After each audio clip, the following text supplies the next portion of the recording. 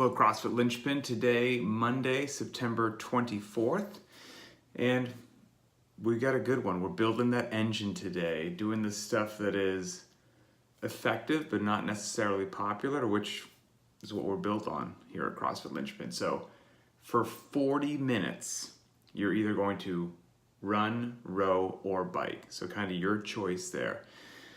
And right off the bat, a lot of people are going to be intimidated by the 40-minute time domain, probably unless you have an endurance background or you're just one of those people that loves going long. 40 minutes might scare a lot of people away. This could be a very heavily cherry-picked workout, but I know you're not going to cherry-pick it. I know you're going to actually do it, and that's great. Your ability to just move your body, locomotion from point A to point B, and process oxygen is absolutely critical to you being a successful human being, and cardiorespiratory endurance is one of the building blocks of everything we do in fitness. So a very important day.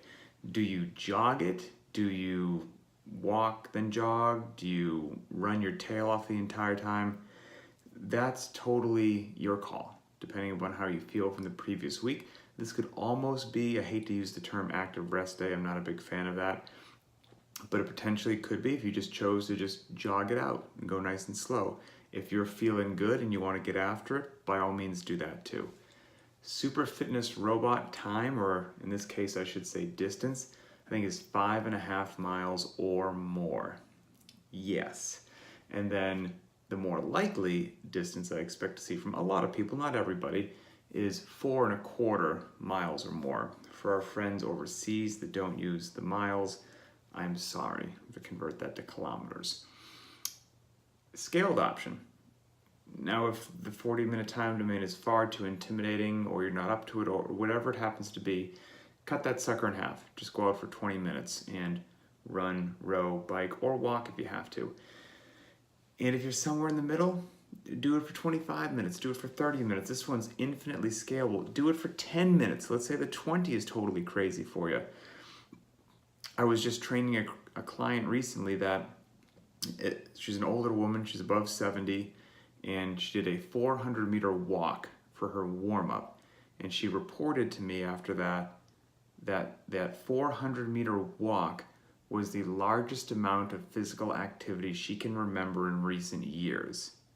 So my goal is for people to be following CrossFit Linchpin, from fire-breathing dragons to normal folks. By the way, I put myself in the normal folks category. And people just getting in, totally new, beginner, decrepit. Everybody can do this if you learn how to scale and you do it intelligently and properly. Accessory work for the day, optional as always. Accumulate a 2-minute hold with your chin over the pull-up bar. So whichever grip you want, chin over the pull-up bar. Don't hook your chin on the bar, that kind of doesn't count. Active, chin above there, and then if you can do it for 2 minutes in one shot, good on you. If not, work up to it, accumulate 2 minutes total. And then we've got another little piece if you're feeling froggy. If you're not feeling froggy, don't worry about it. And that is 5 50-meter sprints. So after going relatively long and slow, we could go short and fast. But here's the deal.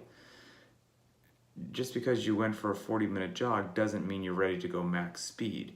So after that 40-minute run, or whatever you happen to do a nice little warm-up, make sure the glutes and hammies are loose, because if you just dive into some 50-meter max effort sprints, your hamstrings could be quite upset with you and potentially quit on you, so we don't want to have that happen. So if you're going to do both pieces of the accessory work, please warm up.